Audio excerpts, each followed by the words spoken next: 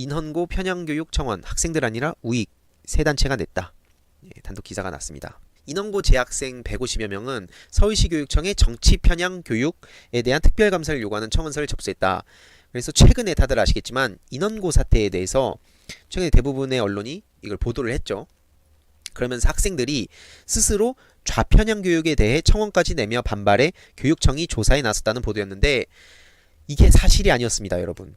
교육청에 청원서를 낸 청원인은 학생들이 아닌 우익 세계단체의 대표자들인 것으로 밝혀졌다고 합니다. 오마이뉴스는 지난 22일 오전 서울시 교육청 민원실에 접수된 인헌고 좌편향 교육 관련 청원서 내용을 파악하기 위해 교육청 부서 등 7곳을 취재했다고 하는데요. 이 청원서는 자유법치센터장을 맡고 있는 장달령 변호사가 접수한 거라고 합니다. 그래서 이거에 대해서 23일 조선일보가 인헌고 재학생 150여 명은 전날 변호인의 도움을 받아 서울시 교육청에 청원서를 접수했다라고 보도했는데 24일 중앙일보도 사설에서 학생들의 청원에 따라 서울시 교육청은 특별 장학 형태의 조사에 들어갔다고 보도했죠.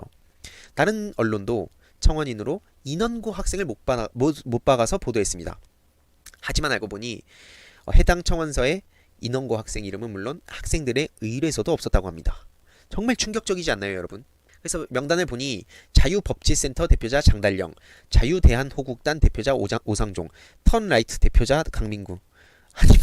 아니 저 턴라이트 처음 들어보는데 무슨 뉴라이트가 새로운 우익이면 저 뭐예요? 저거 혹시 아시는 분 있으신지 모르겠지만 아무튼 무슨 자유자 온갖 거에다가 다 자유자 붙여놓고 저게 뭐 하는 건지 모르겠습니다. 이제 하다하다가 고등학생 아이들까지 파는 걸 보니까 정말 진짜 추잡하다는 생각까지 듭니다. 그래서 청원서에 인헌고 교직원의 학생에 대한 정치적, 개인적 편견의 전파 및 반일운동 강요 등의 학생인권 논란 관련하여 인헌고에 대하여 특정 감사를 해주길 바란다고 적었다고 하는데요.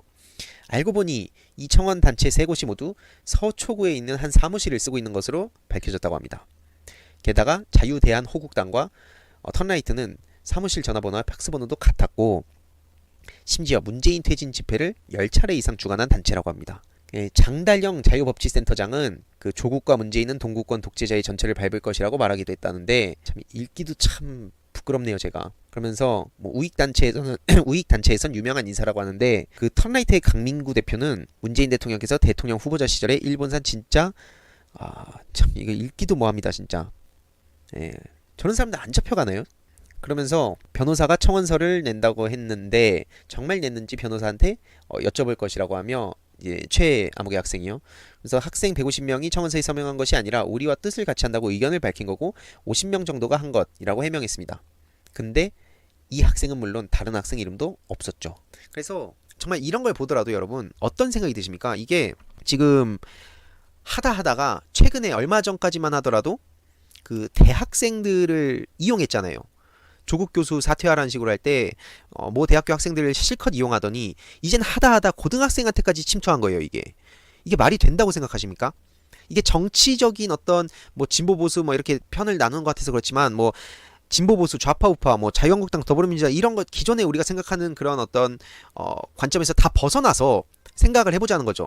정치에 관심이 없는 분들이나 아니면은 정치를 혐오하는 분들이나 다 한번 이 내용을 한번 전해 보시라는 거예요. 꼭 제 영상을 통해서 전하지 않더라도 이게 과연 올바른 것인가? 지금 이런 상황에서 지금 이용하는 그 자칭 우익이라고 하는 저 일베스러운 사람들을 과연 냅둘 것인가? 저들이 과연 정당하다고 보이는 것인가?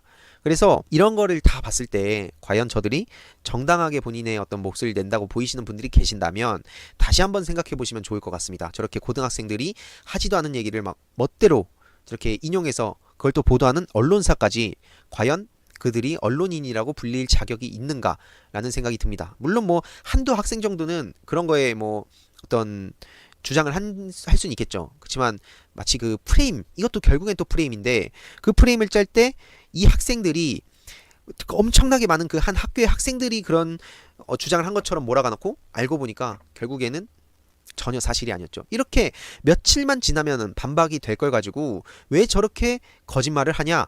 그건 바로 언론인들의 탓이 아니라 그들의 탓은 뭐 당연히 있는 건데 그것뿐만 아니라 그런 걸 또 소비해 주는 사람들이 있다는 거죠.